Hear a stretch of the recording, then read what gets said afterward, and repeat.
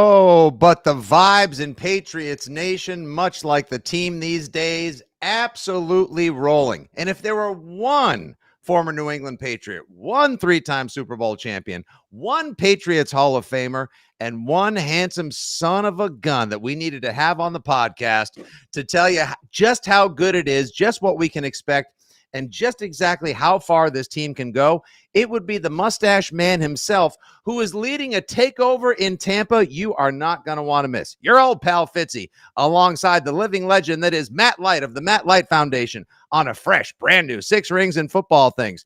How about some theme music? Here we go. Hey, whatever it takes, man. It's all about winning, all right? Win on 3. 1, 2, 3, win! Celebrating the heroes of Foxborough's past. And with a good block. Look at Vrabel. All the way.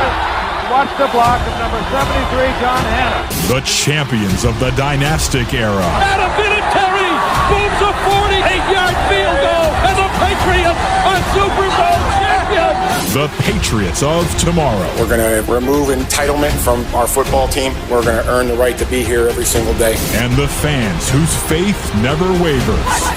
This is 6 Rings and Football Things.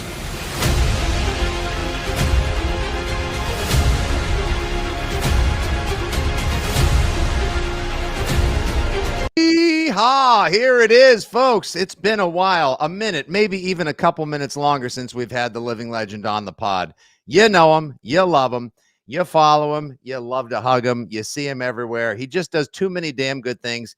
He was a leader of men on the field, and now he spends his spare time not only being a great family man, husband, and football analyst, but also molding the lives of young men who could use a little extra assistance with the Matt Light Foundation. MattLight72.com for the mustache man himself, a.k.a. the swinging junk right there. Here he is, folks. Matt Light joins the podcast after a little break. We hadn't talked to you in a while there, Matty. First of all, just tell the people, how's it going, pal? Buddy, I am good. This is probably my favorite time of the year, right? I mean, okay. Cold weather's moving in, and for a guy who has excessive amounts of insulation, I like to be able to put a sweatshirt on and not be soaked, right? So cold air had a nice frost this morning. The pond had a lot of fog lifting off of it as the sun came up, and it's also hunting season. And for all of us that enjoy spending time in the woods, there's no better time than right now, buddy. So loving it. And by the way, our boys are doing pretty good. Yeah, the Patriots doing really well. Pairs nicely with that cider donut in the morning, frost on the windshield. Just like it feels right now, Matt, like you're living in an LL Bean catalog shoot. You know what I mean? Like it is just, it is the quintessence of New England at its absolute finest.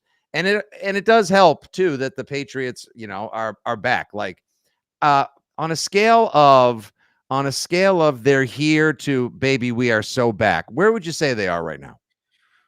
Ooh, good question. You know, as weird as it may sound, I think it's still a little too early to tell, right? Kind of a feel. I mean, we're going into what, week 8 now? I don't know. I always lose track, but you know, they've got so we are now 6-2. I guess we're going into week 9, right? Going into week 9, yeah. So with that said, there's a lot of football yet to be played. And, you know, I think one of the things that everybody realizes today, probably more so than ever before, is that the injuries continue to be the biggest story in the National Football League, right? So let's kind of put a pause on what these guys have done in terms of offensive, defensive, special teams. There's a lot we can talk about in terms of how great those areas have become, right? Because it didn't start out perfect in week 1 by any stretch. They've continued to improve and build week to week. I like where everything's going. And I think a lot of it points back to, you know, what you hear Coach Vrabel say on a regular basis. We're removing the entitlement, right? Like that clip said a minute ago. We're going to focus on, you know, becoming better week to week. We're going to put in the work. We're going to earn the right. That's why those guys are getting better. And that's why, you know, they're sitting at 6-2.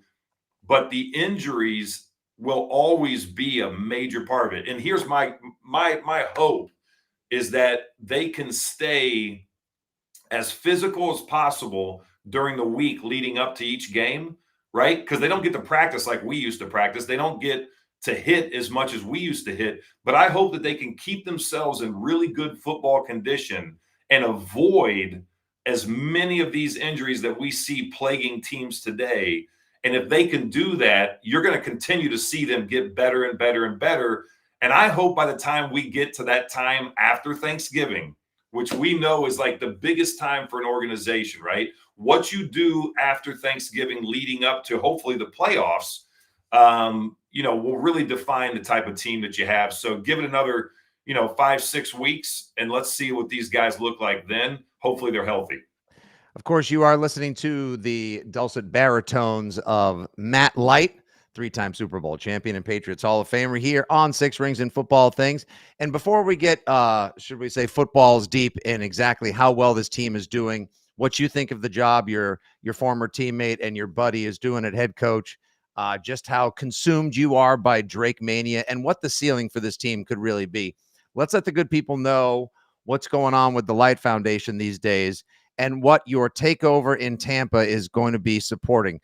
For anyone curious as to exactly what the takeover in Tampa is, Matt and Light Foundation are running this incredible sweepstakes where two different couples, two different pairs, buddies, whoever, could win a trip to go hang out with you and more down in Tampa for the big game in 2 weeks at Pirate Ship in the End Zone Stadium. Tell us about it, Matt. That's right. Yeah, we put together a package, and it includes your airfare. It includes dinner the night before with my wife and I. We're actually really looking forward to being down there as well. And then, of course, tickets to the game, a tailgate pregame. So Drake Maye signed jersey. Talk about Drake Mania. It's going to be a great game, too, because you've got two really exciting quarterbacks and two really good teams, and another chance for the Pats to go on the road. So it's one of these games, I think, if you're a New England Patriot fan, you want to be in Tampa for a million reasons, but mainly to sit there and watch this matchup and again, continue the progression that we're seeing, hopefully, with really good football. But these things do a lot for us, Fitzy. I mean, the foundation, we do a lot of work with kids from all over the country. And when people take a chance and they say, you know what, I'm going to spend $10 or $25, and if I win, awesome. If I don't, I'm at least contributing. And these things have raised hundreds of thousands, and that's really amazing because so many people play a role in helping us provide these opportunities, for the kids that we serve, which is so great. But my favorite part, and you'll love this, and I should probably rope you in on one of these sometime. I love to call the winners because no one's really expecting it, right? So no, when I call I just going to say real quick, Matt, I am such a, I'm not going to say glory hound, but I fall so hard for whenever people have like the best moment in their lives. Like every Saturday, whenever McAfee and Herb Street line up with some college kid who has to make a 33-yard field goal, and if they hit it, they win $250,000 and they lose their shit. You're like, that's literally the best moment in this person's life to date. I can't get enough of that because the world is, stop me if you've heard this, it's a difficult world. We're all having a hard times, a lot of crap going on right now. So like to hear that phone call and have somebody like, wait, get the F out of here. Matt Light, wait, you're telling me I just won because I donated $25 at mattlight72.com, or if you guys want, I tweeted it out earlier. I'll tweet it out again. It's also in the podcast description. There's a direct hyperlink to go to the Takeover in Tampa sweepstakes. You can get in for as little as $10. You can donate $1,500. You get a certain number of entries per donation, and two different people are going to win this incredible thing, and you're going to call them, shock the blank out of them, and literally give them one of the best moments of their life in a weekend that should be off the charts. And I love that you love that because it's also in my DNA to watch people live a moment. You know what gets me a lot, right? Two things. You watch any of those programs like The Voice or any of those, and you see somebody go up on stage and they perform this unbelievable rendition of whatever it may be, or they perform a song that they wrote and they realize that they're actually good enough and they get the praise of the audience. Like when you see people go through that moment, I mean, I could watch that all day. My kids and I love watching those moments.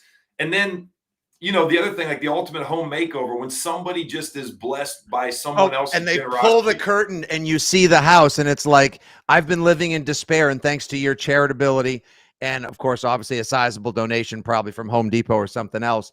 Now all of a sudden, people just like they have a chance, they have a life, they have something that they have always wanted. Yeah. It's amazing. I love those moments. So I'm not going to say that my call elicits that same type of response, but No, it's all right. you know what I love? Yeah, there's nothing wrong with being a joy. That's what it is, Matt. Nothing wrong with being a joy junkie. Whether you're a goofball Yeah. like me, or a turkey hunting hard ass like you. Like we each have our soft spots, and like just getting a chance to make a day or make a moment for somebody like that, all while contributing to your foundation, which does incredible work, trying to get young men on a proper path to success, as opposed to, off of screens and into the field and into the wild the way they should be. It's the freaking best. Well, I love to mess with them a little bit too, and I'll get on the phone and be like, "Yeah, is this John? Hey, John, this is Sergeant Dick Schwartz from the Barrington Police Department. We're just calling to see if you would mind giving a donation to the blah blah blah." And they're like, and right before they hang up, I'm like, "No. I just wanted to let you know, this is Matt Light. You won." They're like, "Oh man, I was about ready to hang up on you." I was about ready to call the cops or have this call traced, and now you're telling me I'm going to be having dinner with you and Susie in Tampa? Come on, let's go. So once again, it's airfare down to and from Tampa, tickets to the game in a lovely luxury suite with Mr. Light and Company, dinner on Saturday night with Matt at a restaurant Gronk, I believe, is a part owner of in the Tampa Bay area. Yeah. And a tailgate. The whole kit and caboodle, right? You got your hotel, everything, and 2 winners we're going to pull, and they get to bring a friend each, right? So 4 people will join us. It's going to be a phenomenal game. It's just going to be a great way to celebrate the Pats down there. And look, again, like I said, this thing raises so much for the foundation. So we're just thankful, man. We appreciate, people just hopping on takeoverintampa.com if you want to make it easy, or go to the link that you provided, and hopefully I'll be making a phone call to you here. I think we're going to be pulling that the Thursday before the game. Yeah, as a matter of fact, I'm just looking on the website right now. Make a difference today by donating to the Light Foundation and enter for a chance to win tickets to see New England take over Tampa Sunday, November 9th in Tampa, Florida. The drawing is Thursday, November 6th at 5 p.m. Eastern. And that's, 20, you throw $20 in, you're like, oh, well, I made a nice little $20-30. I made a nice little donation to the Light Foundation.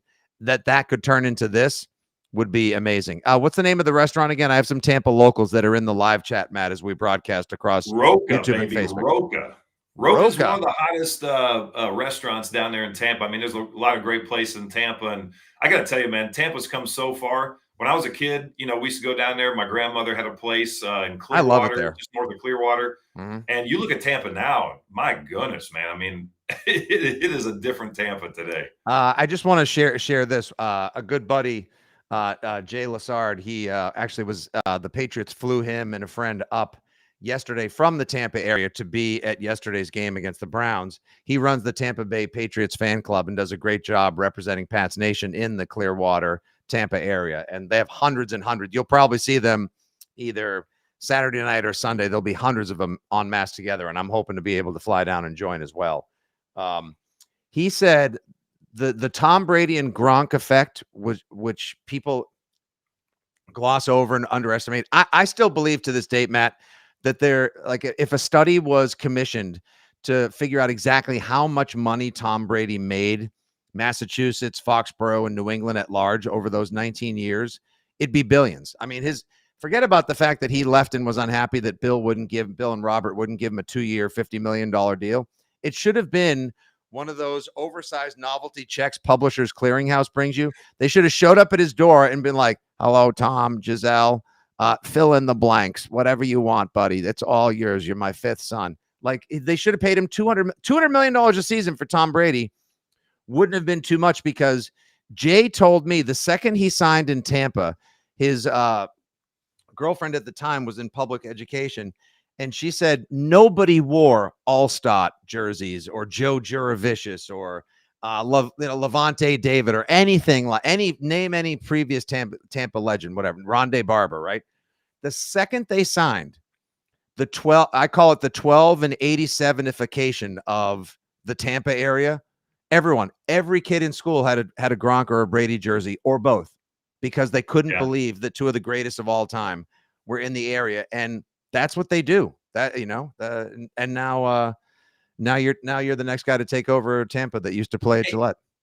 And and boy, we're gonna have fun doing it. But it's interesting you bring that point up, and the impact that those two guys have had on cities, the community at large. And I'll tell you this much: I know a lot of people down there in the Tampa area, and you're right, it was immediate. The second they were announced as part of that organization, the entire region blew up.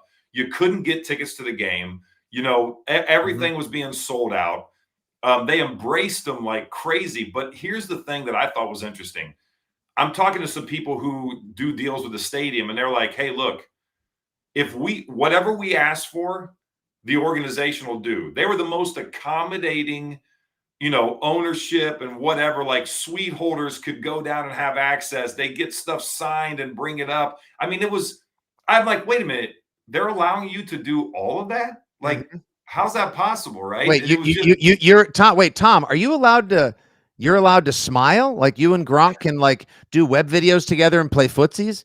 Like you're allowed? Like you're gonna have a Super Bowl parade where you're not supposed to suppress your emotions, but actually celebrate them so much so that you get absolutely shit house drinking tequila and almost sink the Lombardi in Tampa Bay. I mean, on years later, I'm just so happy that they had reached like their emotional finality in New England, and there was still a little football joy, a little football juice left to be squeezed from the fruit. And they went down and they found it. And, for years when my oldest son was like, Dad, can I get a Tampa Bay jersey? I was like, you can get one of those and sleep in the yard, kid. Now, as time has gone by, I'm like, you know what? Go ahead, because he's the greatest ever. Celebrate each and every moment from that career. You, however, sir, career Patriot, box to wire, cradle to grave. I still think you were playing your best football in 2011. You had a hell of a Super Bowl, and you should have left with 4 rings. You played some damn good ball in Super Bowl 46, but you left on top. You avoided a lot of the aches and pains that guys that continue to play well past their prime into those, the Larry Holmes, Cassius Clay years where they probably shouldn't have been in the ring, but rather should have been running a foundation or taking care of themselves. And now you're doing awesome work, but you still keep pace with the team. I wanted to ask you, as far as Mike Vrabel goes, obviously you know him about as well as anyone else in media that was on the team and beyond.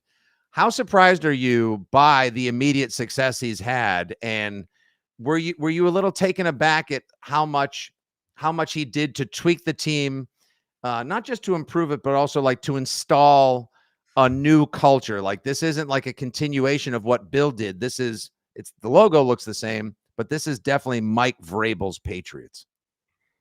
Yeah, I think if you go back and you listen to what was said in the media at different times by different people, right? Mm-hmm. You'd listen to some of the coaches that he was with in Tennessee, or guys that he coached with at the college level when he was there for a little bit, right? Or you listen to the players, right? I mean, if you go back when he was announced, listen to some of the guys that played for him and the way that they spoke about him, right? It wasn't just to get a job. It wasn't just to blow smoke or to say the right thing. These guys understood what it was like to have a head coach who'd be in the trenches with them. If there was a fight, the odds that Vrabel, even though he doesn't have pads or anything else, he's probably going to put himself in that skirmish at some point, because, football is who he is, man. It really defines a lot of, why he gets up every day, man. He loves to compete. He's got endless amounts of energy. Like, I mean, it just, to the point where it kind of pissed me off as a teammate. We're out there killing ourselves at practice, and this joker walks in after we're all like, taking our stuff off and hitting the shower. He's going and hitting the treadmill for like 15, 20 minutes. It's like, come on. Like, this guy's not human. So, it doesn't surprise me that he's been able to change the culture as quickly as he has. I mean, it's part of what defines being in a Vrabel system, right? We're going to do it this way. We're going to be disciplined. We're going to earn the right to be there. We're going to work really hard during the week. We're going to put ourselves in the best possible position to go out there and play at a high level. And look, it hasn't been perfect in any category, but they've gotten better week to week. And I've said that from day one. What do I want to see out of this team in Vrabel's first year? I just want to see a team that gets better, right? I want to see a team that, comes out there, learns, from some of the mistakes. I'll give you a perfect kind of snapshot of what that looks like. Will Campbell has been a big dude and has been highly touted since he was in high school, right? Right. And at the end of the day, people bring him in to fill a void because they know he's good. And when you're that guy who's been told how great you are and you've had these unbelievable opportunities and you get drafted, 4th overall, whatever, the expectations are really really high, and things can get difficult at times. And he starts off the season and it wasn't perfect, but he's playing really well. He's competitive. He's getting better week to week. And then you have what happened this past weekend. Myles Garrett happens. Yeah. He's going up against the best that the league, has to offer. Right. And it wasn't perfect, but he was still very competitive. He never broke. And that's going to really serve him well. And those are the kind of things that Mike Vrabel, instills, right? Hey, we get knocked down, we get back up. We keep fighting to the very end. We play for 60 minutes. We finish the games. And that's not an easy thing to instill in an organization. And it's not an easy thing for a young player to overcome, when you have some mistakes and things happen. But, they're doing it in New England. All right. But before I got a thought on Will Campbell, but I did want to actually ask you this. So the same way Myles Garrett took Will Campbell to school on Sunday against the Browns, even though the Pats won by 19, he had a career day, 5 sacks, and just dominated that rookie left side of the line with Jared Wilson and Will Campbell. But yet still Drake Maye persevered. And it's a good learning day for Will Campbell, and Myles Garrett was highly complimentary of him in the postgame. Who was your Myles Garrett during your playing days? Oh, let me count the ways that was it just Jason Taylor?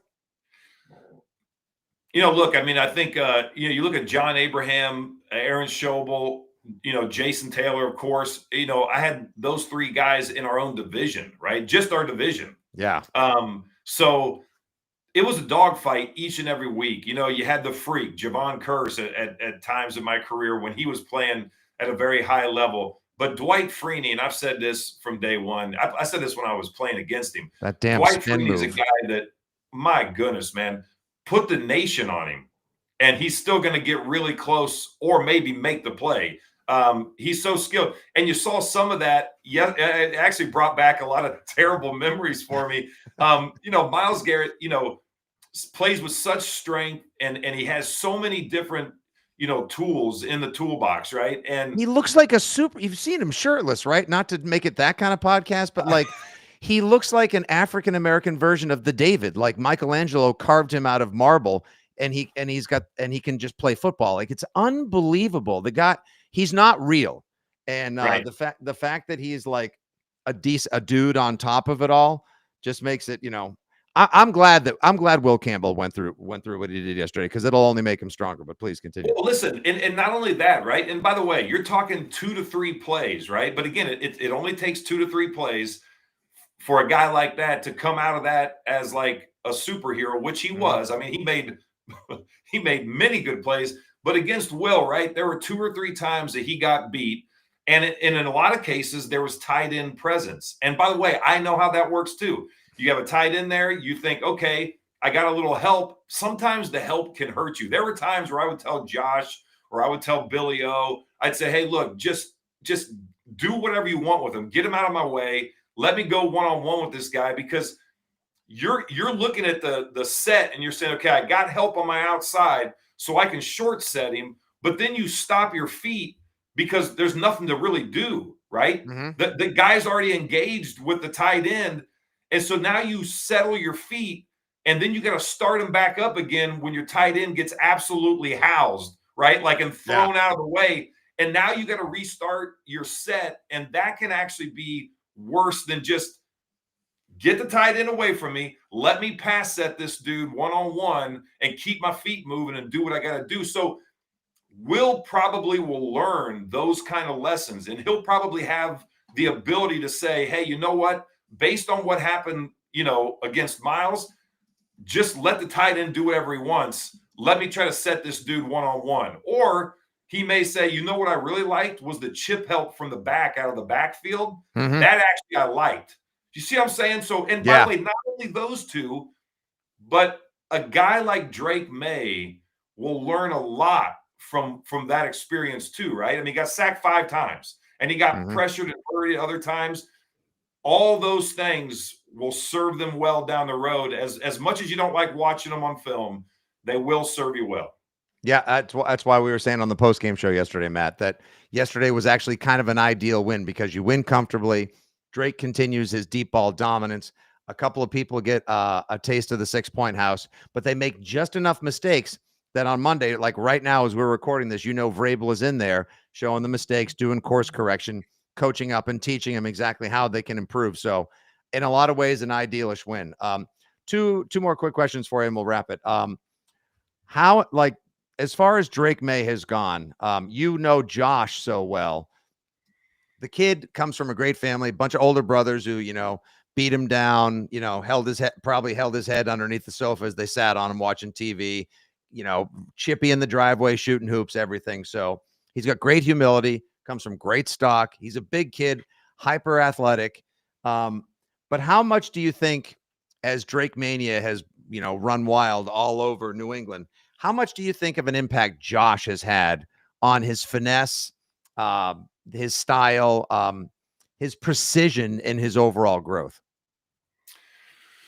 Yeah, I think in a lot of cases they should go hand in hand, and they do go hand in hand, right? Like, reverse it a little bit, right? Look at the impact that a good quarterback has on a coordinator, right? Forget about what Josh may do for a guy like Drake Maye. Drake Maye is doing a lot for a guy like Josh, just like Tom Brady did a lot for Josh when they were together. And so it should be symbiotic, that you should be able to develop enough trust because you busted your ass and worked hard and talked things through, and actually probably had many moments, and as these two continue to build this relationship, there's going to be times where, Drake or Josh is going to be like, no, I don't want to see that. Like, we're not doing that. Right. And then there's going to be but I actually kind of want to do that. Right. And that's a good thing, man. I mean, I'm not going to sit here and tell you that Josh and Tommy, were at each other's throats, but there were definitely times where there was a difference of opinion. And that's okay. Sitting or, you don't want to work your entire life with people that think the exact same way as you. How do you learn from that? Exactly. And it's a good thing. And I think that Josh, I think what he does really well is that he listens to his players, but Josh has enough confidence to be like, hey, no. This is how we need to do this. And here's where I want you to be thinking. This is the why behind it. It's not just do it my way. There's a great education. He's really good at explaining what it is that he wants to do and getting those guys all on the same page. That gives a guy like Drake Maye confidence. That gives a guy like Drake Maye the ability to then go to his wide receivers and his running backs and be like, hey, look, I know you want this, and I would like to get to some of that too, but here's why we're doing this. Because if it came from Josh, it wouldn't mean as much as it comes from a guy like Drake, right? So all of those things that they're doing now and the hard work that they're putting in, it pays big dividends in ways that a lot of people can't really comprehend unless you're in that facility. But what I can tell you is I've always appreciated the creativity. I mean, I remember going to Josh and saying, hey, look, I need a 3-step drop early in the game, right? Just give me a 3-step in the first series, and hopefully we'll get to it. It may be like the 5th or 6th play call, right? But give me that because I want to cut this guy and give him something to think about early in the game, right? And he would listen to that. And by the way, I used to love buttering them up. Give me an opportunity to cut somebody. Love it. That's fantastic, and that's great to you. You know, I think he challenges his players as well, but he also I think the best thing that could have happened for him in a lot of ways was taking that time off to travel, assimilate a lot of other playbooks, play calls, and things. He looks like he's in terrific shape. He's got his mind right, and I think he's on an absolute heater as far as developing this offense, installing confidence, and taking the talents of Drake Maye to whatever is beyond that next level. I mean, each and every Sunday, Matt, it's like, oh, here come 5 more Drake Maye stats that make him unique, anomalous, and Hall of Fame worthy, and the kid's freaking not even old enough to rent a car. So, yeah, obviously Will Campbell, perfect fit for Mike Vrabel. They freaking put on pads and tackled each other in the Bayou back in April. His hardoism is just absolutely on point. But at the same time, like, he's sensitive enough to, like, let Ramondre fumble and bring him in, give him a hug, and tell him that he's going to need him next week. And I've been pleasantly surprised by that. So he's evolving. Josh is evolving. Everyone's evolving for the positive. And I'm with you. All I wanted to see out of this team this year was, do you have the right quarterback? Do you have the right coaches? Do you have the right players to turn the ship around in the canal and set out to open waters for success? And I think we do. So last question, Matt Light, what do you think the ceiling is for this Patriots team in this wide open NFL 2025? Well, since I've been a guy who loves the physical side of it, right? I played football for one reason, man. I didn't go to jail when I hit people, and I know that may sound a little abrasive. I like that one, actually. No, I like that. I like that. Yeah, I believe that football should be and always had been a violent sport. And there's nothing wrong with violence as long as it's controlled, i.e., played within the rules of the game.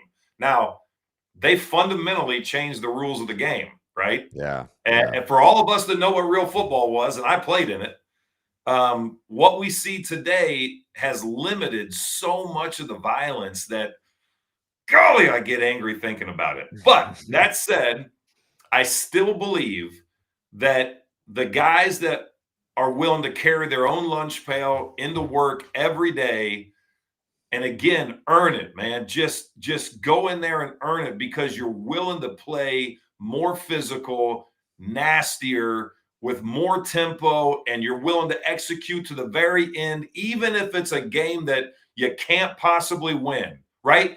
I don't want to see that. Fitzy, I don't want to see that in this season. But if it were to happen where they find themselves in a position because of a million things, right? Bad week of prep. You know, we have some guys that are sick that nobody really knows about because that happens quite a bit in the National Football League, especially later in the year when you got the flu rolling through a locker room, but nobody's saying anything. For whatever reason, if we find where these guys are down and there's no way they can win it, watch how they respond. Watch them fight and continue to play at a really high level. That's what I want to keep seeing. And I think those kind of teams will definitely have the ability to go into the postseason. And if they do make it in, they may run the table because that mentality is great. So what's the ceiling? Get us to the playoffs, and I'll tell you, probably the Super Bowl, right? I mean, because if they get there, Fitzy, if they get there, it's because they've continued. Look, we're 6-2 now. Things. A lot of winnable games on that schedule still, Matt Light. A lot of winnable games. There's a lot of winnable games, but all I'm saying is if they make it into the playoffs, which is one hell of a feat, you know, for this organization, given what we've been through. It's like the new command, like the Commanders did it last year, and now the Patriots are kind of doing it this year and doing it better, I believe. And if they get there with a whole bunch of guys who have continued to improve, embraced each other and the culture, with a coach like Vrabel and all the rest of that coaching staff too, I'd say the sky's the limit, man. You know, tough-nosed players. You know, I can tell you this much: if you're not used to getting hit in the mouth, or let's put it in another way, if you're the Indianapolis Colts and you've been in a nice, cushy stadium and you come to Foxborough in January, things get tough. Right? That's right. They do. They do. And it's the same thing. If you're just a tough-nosed organization and you enjoy hitting people in the mouth and you actually celebrate it, and you got a coach that rewards it by putting those kind of guys on the field, sky's the limit when it comes to the playoffs. You know, let's hope come January, meaningful football returns to Foxborough, and the conditions are much like the fans and the feelings of the opponents, miserable, because that's just how we love it. You've been so generous with your time today, Matt. Always love talking football, talking the Light Foundation and all the great things you do. Visit mattlight72.com to learn more about the Light Foundation and the incredible work they do for young men in America. Takeoverintampa.com. That's takeoverintampa.com to jump in and make a donation, and you could win a bunch of entries. And like we said, on November 6th at 5 p.m. Eastern, Matt and Susie Light will pull not one, but two big winners, and then they'll make that amazing phone call for the joy junkies out there that love those incredible moments. It should be a great time. I think that's going to be a hell of a game. Two of the top 5 quarterbacks in the NFL. Lots of parties down there in Tampa that weekend.